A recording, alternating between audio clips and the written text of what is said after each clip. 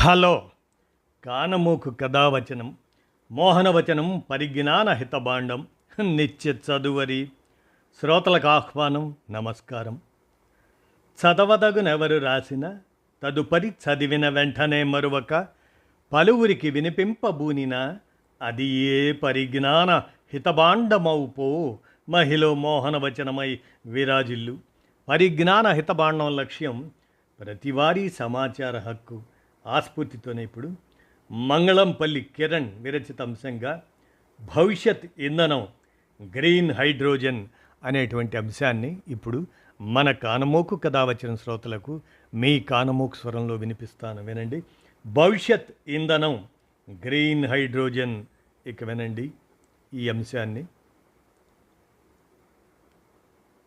శిలాజ ఇంధనాల వాడకంతో వాతావరణ మార్పులు తీవ్రతరమవుతున్నాయి, విపత్తులు ముంచుకొస్తున్నాయి.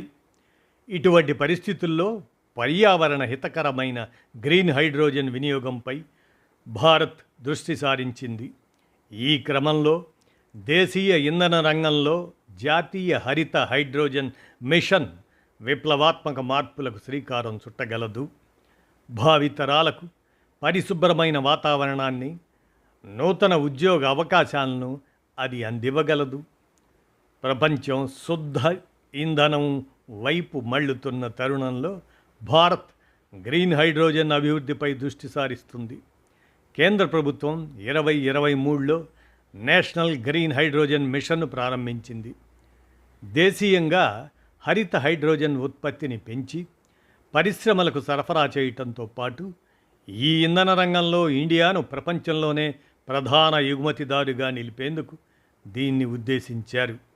సౌర పవన విద్యుత్ సాయంతో నీటి నుంచి ఉత్పత్తి చేసే స్వచ్ఛమైన ఇంధనమే గ్రీన్ హైడ్రోజన్.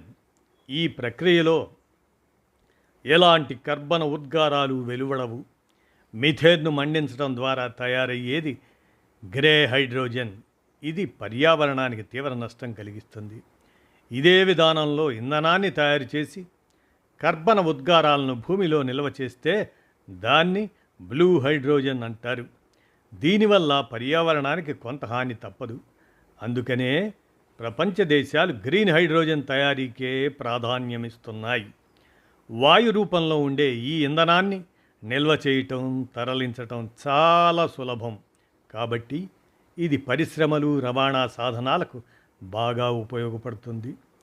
కేంద్రం 2023లో జాతీయ హరిత హైడ్రోజన్ మిషన్కు 19,744 కోట్లు మంజూరు చేసింది.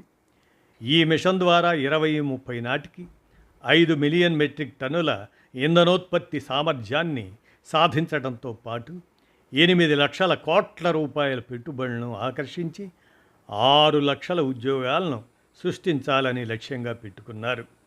ఈ ప్రాజెక్టు ద్వారా ఏటా 50 మిలియన్ టన్నుల వాయు ఉద్గారాలను, 1,00,000 కోట్ల విలువైన ఇంధన దిగుమతులను తగ్గించుకోవచ్చని భావిస్తున్నారు.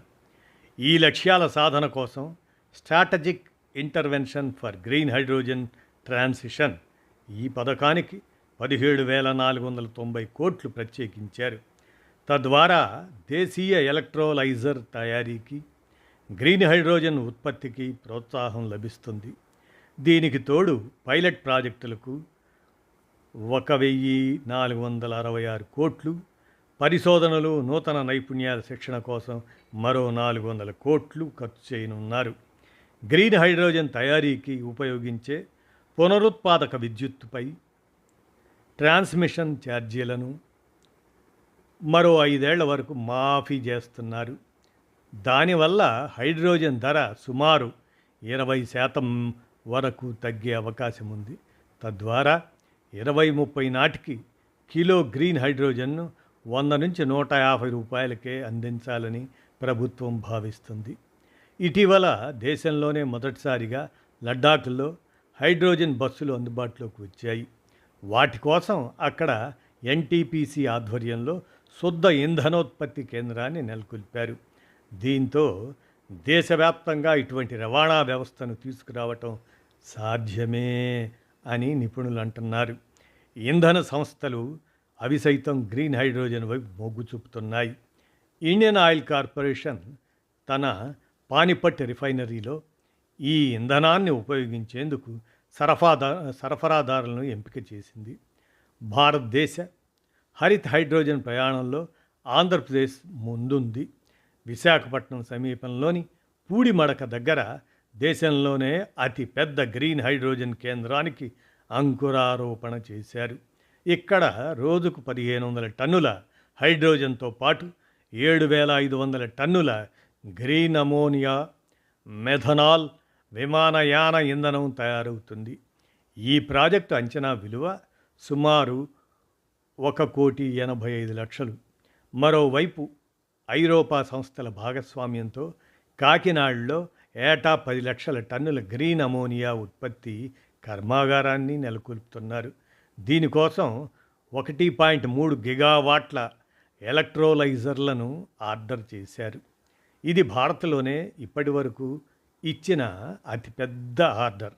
ఇందులో పూర్తిగా సౌర పవన విద్యుత్తునే వినియోగిస్తారు.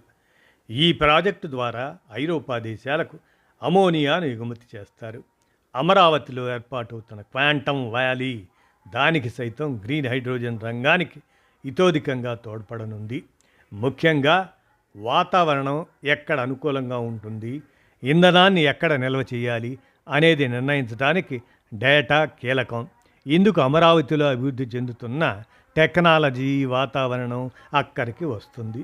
ప్రపంచ గ్రీన్ హైడ్రోజన్ రంగంలో విధానాలు, నిబంధనలు, పెట్టుబడుల పరంగా ఐరోపా దేశాలు ముందంజలో ఉన్నాయి. అయినప్పటికీ భారత్ నుంచి గ్రీన్ హైడ్రోజన్ దిగుమతికి అవి ఆసక్తి చూపుతున్నాయి. ఆస్ట్రేలియా సైతం పెద్ద ఎత్తున ఈ హరిత ఇంధనోత్పత్తిని చేపట్టి జపాన్ వంటి దేశాలకు ఎగుమతి చేయాలని భావిస్తుంది.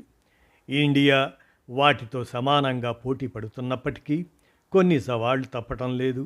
మన దగ్గర కిలో గ్రీన్ హైడ్రోజన్ తయారీకి ₹450 వరకు ఖర్చు అవుతుంది. ఈ భారాన్ని తగ్గించుకోవాలంటే మెరుగైన ఉత్పత్తి విధానాలు చేపట్టడంతో పాటు చవకగా లభించే ఎలక్ట్రోలైజర్లను అభివృద్ధి చేసుకోవాలి. పైప్ లైన్లు, నిల్వ కేంద్రాలు, భద్రతా ఏర్పాట్లను విస్తరించాలి. పునరుత్పాదక విద్యుతుత్పత్తి, దాని సామర్థ్యాన్ని గణనీయంగా పెంచుకోవాలి. కిలో హైడ్రోజన్ తయారీకి దాదాపు 9 లీటర్ల నీరు అవసరమవుతుంది. కాబట్టి జలవనరుల నిర్వహణపై ప్రత్యేకంగా దృష్టి సారించాలి. అమెరికా, ఐరోపా దేశాలు భారీగా ప్రోత్సాహకాలు అందిస్తుండటంతో గ్లోబల్ మార్కెట్లో తీవ్ర పోటీ నెలకొన్నది. స్థిరంగా మౌలిక సదుపాయాలను కల్పించడం, ప్రోత్సాహకర విధానాలు చేపట్టడం, పరిశోధనలకు ఊతమివ్వడం ద్వారా భారత్ ఈ సవాళ్లనన్నింటినీ అధిగమించవచ్చు అని మంగళంపల్లి కిరణ్, వీరు నానో శాస్త్ర పరిశోధకులుగా ఈ అంశాన్ని మన కానమూకు కథ వచ్చిన శ్రోతలకు వినిపించేందుకు అందజేసిన మీదట కృతజ్ఞతలతో ఈ అంశాన్ని కానమూకు కథ వచ్చిన శ్రోతలకు వినిపించాను. విన్నారుగా, ధన్యవాదాలు.